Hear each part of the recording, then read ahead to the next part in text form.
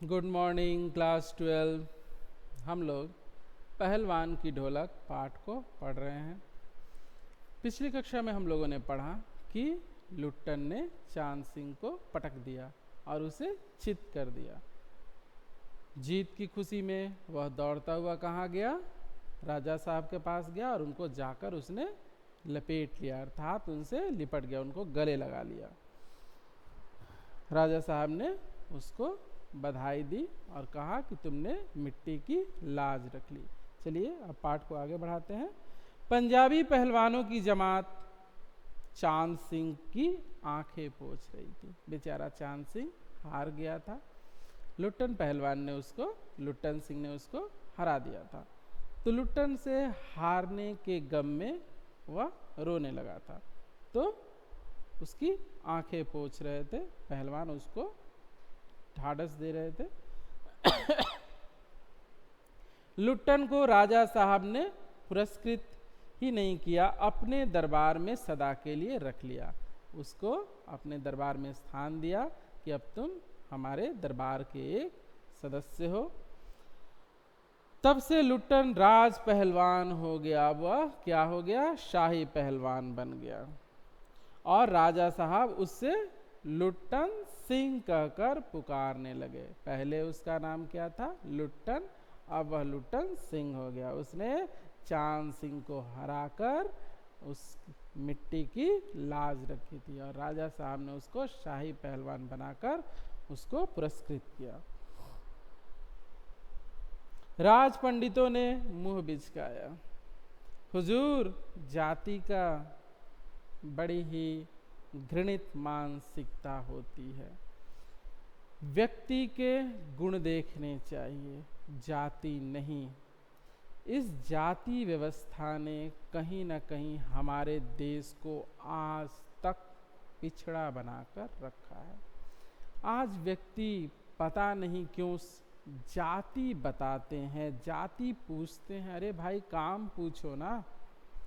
जाति पूछ कर क्या करोगे? मान लो अगर मैं अपनी जाति बता दूं और मैं कोई बड़ी जाति का हूं, तो क्या मुझे मेरे घर में खाना वाना फ्री में भेज दोगे?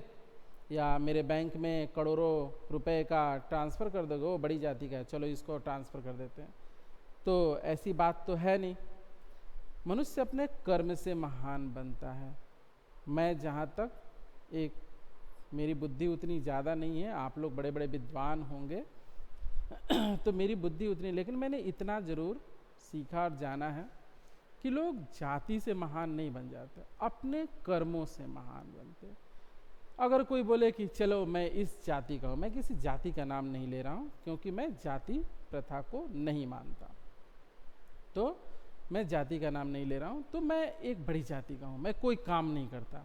क्या मुझे आप महान व्यक्तियों की श्रेणी में लाकर रख देंगे? हाँ, बाप रे, ये बहुत बड़ा महान आदमी है।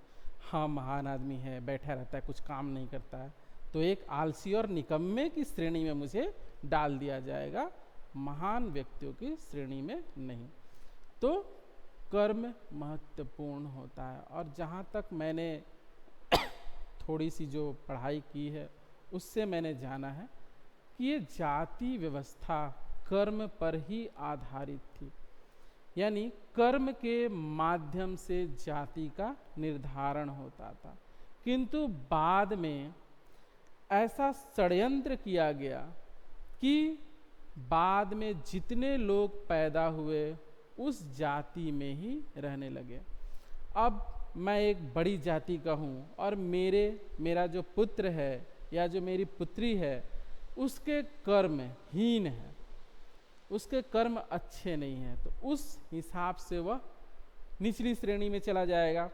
तो उसको बचाने के लिए लोगों ने ऐसा षड्यंत्र किया कि जाति व्यवस्था कर्म के आधार पर ना होकर जन्म के आधार पर हो गई, जो बहुत ही बेकार थी। तो मैं हमेशा ही कहता हूँ, जाति महत्वपूर्ण नहीं होती, कर्म महत्वपूर्ण होता है। तो यहाँ हम क्या देखते हैं? जाति की बात कर रहे हैं लोग। अरे भाई, जाति का लेकर क्या अचार डालेंगे? वो एक बड़े जाति का होता और वो जाकर चांद सिंह से नाक मुंह तोड़वा के चला आता तो क्या उसको शाही पहलवान बना देते? अरे बड़ी जाति का, चलो इसको शाही पहलवान बना देते। हाँ, ऐसी बात तो है नहीं। लुट्टन में दम था, ताकत थी, उसने चांद सिंह को पटक दिया, उसको चित किया, उसको हराया। कर्म से ना, जाति से तो नहीं।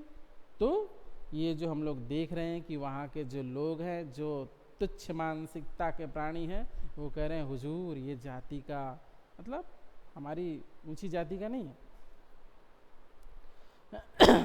मैनेजर साहब क्षत्रिय थे, क्लीन शेप्ड, चेहरे को संकुचित करते हुए अपनी शक्ति लगाकर नाक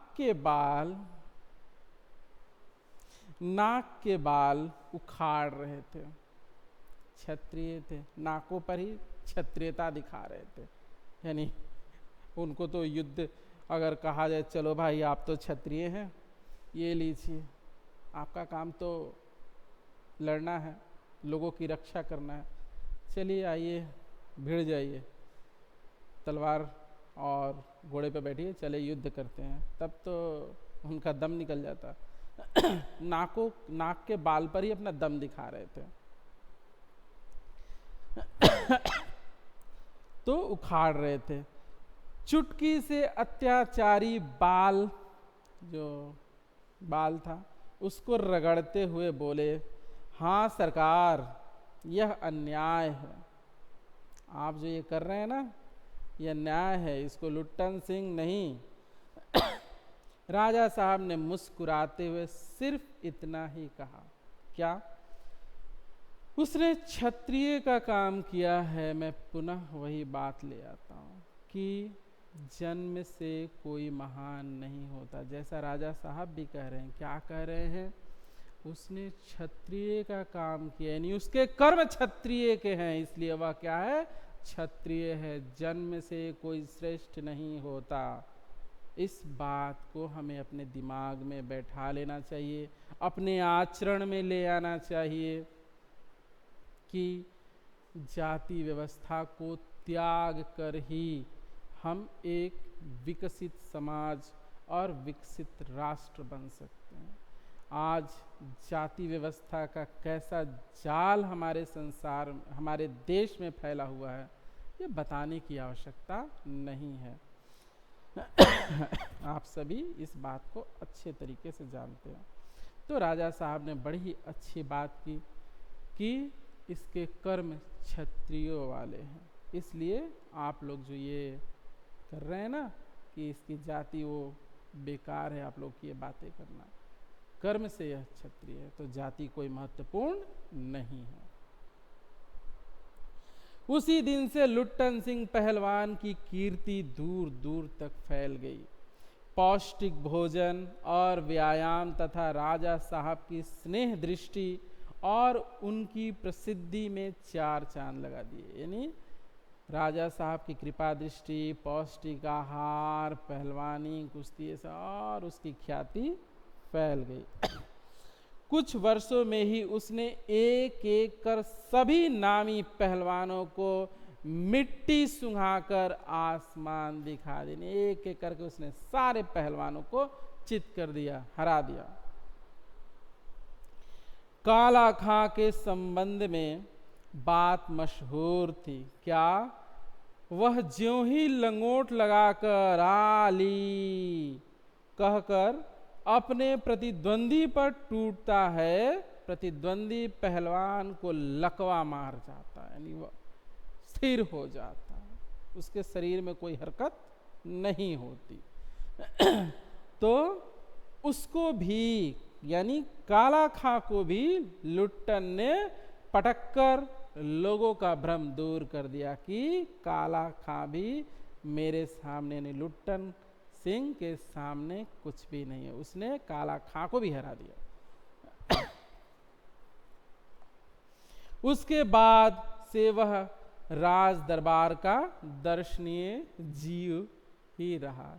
नहीं, बस देखिए, क्योंकि अब कोई हराने के लिए बचा ही नहीं था, उसके जोड़ का अब कोई था ही नहीं, सबको उसने हरा दिया था।